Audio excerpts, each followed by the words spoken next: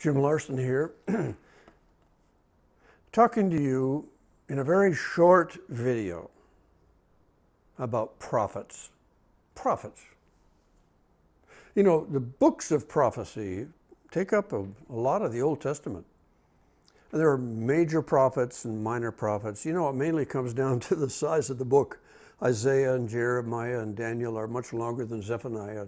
So they have major and minor. Don't worry about that. But what I want to address is the prophets themselves. They were a gift from God. I like to call them compliance attorneys. Almost every corporation has an attorney specializing on compliance. You know, these days you have to hire certain categories of people. And you've got all sorts of rules and regulations. You need to have somebody who's helping you stay compliant. Well, it was that way with God. God gave 613 rules and regulations. Now, we have the 10 Commandments, 4 of them dealing with God and man directly, and 6 of them with human beings with each other. And God, as a gift, sent generally men to walk alongside of leaders and help them to see when they were skating on thin ice, when they were on the verge of being non-compliant, or when they were non-compliant, to explain, if you keep this up, these are the consequences that God has for you. To remind them of the covenant. Really, that's what it was, to remind them. And they were very often hated because they were noisy and unnoisy. And they were butting into the business of leaders. They didn't like that. Even though this man was a man of God, they oftentimes minimized the fact that he had God's authority. And so they would kill him. I say that because in the New Testament, when we come to Stephen in the book of Acts, and he's speaking to the council, he asked this question: which of the prophets did our fathers not kill? And even though I put my own emphasis there, I have an idea that's pretty much how he said it.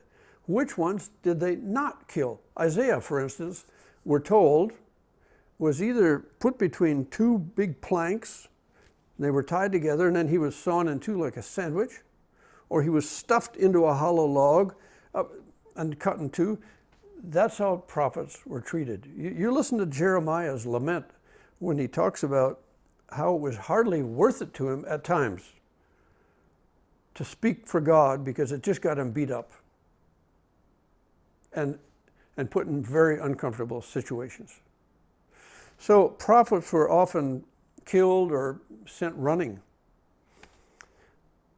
Imagine a guy with a car who's having troubles with it, and the red light for the alternator keeps flashing, and it irritates him so much, such a nuisance. He finally gets some tape and puts over the light. He doesn't want to be bugged by that. Or he notices the gas gauge shows he's getting close to empty, and that's sort of discouraging, so he puts tape over that. You name it. Whatever the light is that's trying to tell him, get help before it's too late, he says, forget it. I don't want to be bothered. And that's what happened. So when Jesus came, he said the same thing. He said, you killed all the prophets, Jerusalem. You killed all the prophets. And back to Stephen, he said, you killed all the prophets, and then you finally killed the ultimate prophet, Jesus.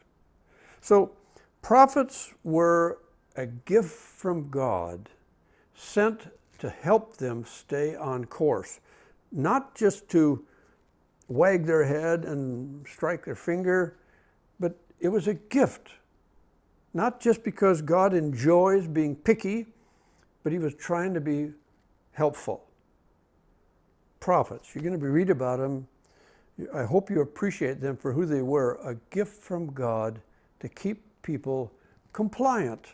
And it was very important in the Old Testament compliance and profits. God bless you.